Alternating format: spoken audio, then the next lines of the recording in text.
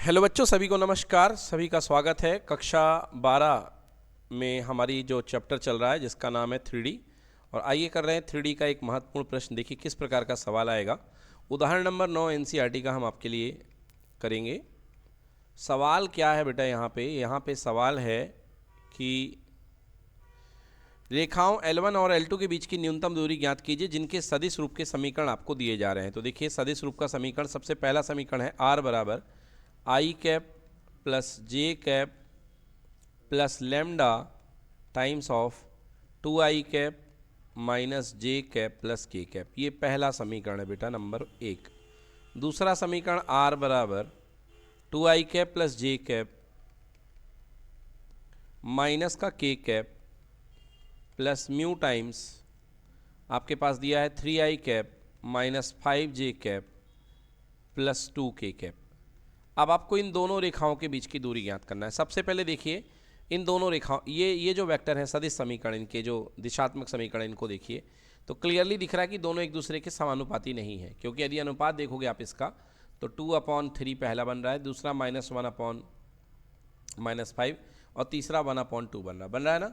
मतलब ये तीनों आपस में बराबर नहीं है। इसका मतलब ये रेखाएं समानांतर नहीं है। तो इनके बीच की दूरी हम किस फॉर्मूले से निकाल पाएंगे? इनके बीच की दूरी हम निकाल पाएंगे दो असमतलीय रेखाओं के बीच की दूरी के सिद्धांत से, है ना। तो फॉर्मूला क्या होता है? D बराबर होता है D बराबर mod of A2 minus A1 dot B1 cross B2, ठीक है बच्चों, upon mod of B1 cross B2। ये आपको चाहिए है ना।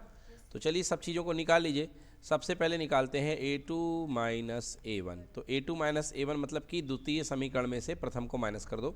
तो 2i कैप में से आई, ये A2 है और ये क्या है? A1 है। आप जानते हैं ना ये इस जो फॉर्म होता है लाइन का वो होता है सदिश r बराबर vector a plus lambda vector b।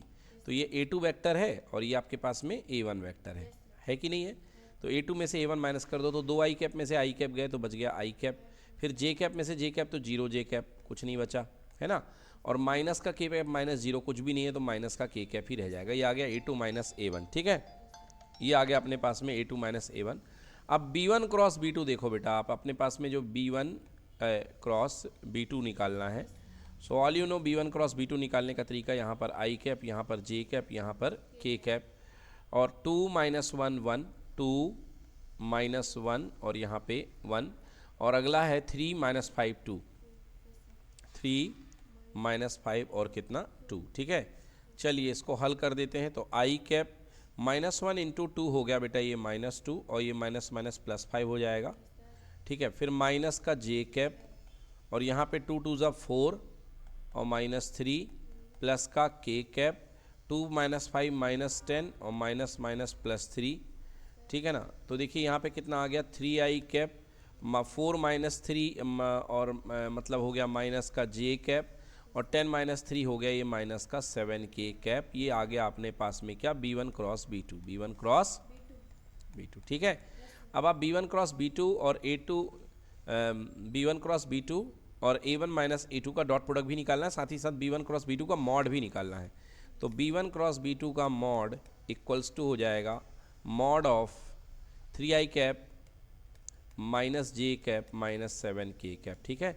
तो इसका जो मॉड निकलेगा, जो परिमाण निकलेगा, 3 का स्क्वायर 9, माइनस 1 का स्क्वायर प्लस 1 और माइनस 7 का स्क्वायर 49। तो 49 1 50 9 59, तो आ गया √59, ठीक है ना।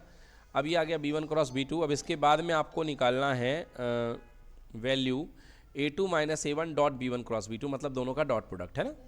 A2 minus A1 dot B1 cross B2। तो A2 माइनस A1 जो आपने निकाला उसका मान पुट कर दें। A2 minus A1 i cap plus 0j cap minus k cap, तो i cap plus 0j cap और माइनस का k कैप। और B1 क्रॉस B2 आपने निकाला है 3i cap minus j cap minus का 7k कैप, ठीक है। तो डॉट प्रोडक्ट निकालना बहुत आसान। देखिए यहाँ पे आप क्या करेंगे, i कैप का इससे मल्टीप्लाई कर देंगे बेटा तो ये 3 हो जाएगा।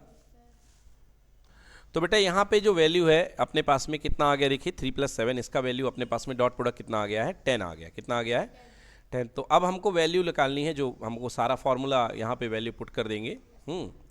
तो अपने पास में जो डिस्टेंस आएगा D बराबर हाँ देखिए क्या आएगा, ऊपर आपके पास में क्या आ गया, 10 आ गया। क्या आ गया ऊपर आपके पास में 10।